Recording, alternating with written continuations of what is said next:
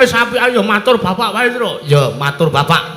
Ben bapak diobong atine nesu karo ature Sinuwun Kresna, Tru.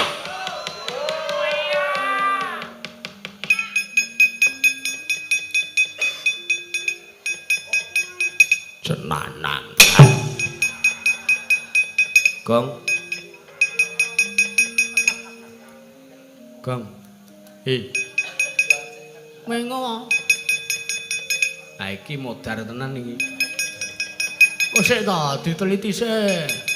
Ndara Werkudara ki nang kene iki mesti arep mbelani karo awake dhewe. Sing ngomong sapa ngurung takoni kok. Wis santai wae tenangno pikirmu. Para kawan Bagong karo Pitrung mlayu-mlayu arep endi? Ajeng wangsul, Ndara. Wah, kowe arep bali. Nggih. Bali sebab apa? Mergo ning Datuloyo tas sawang aku krungu. Wis ajak arep wani karo Jelitheng kakangku. Lah nggih. Lah sampean nang mriki napa ajeng napa?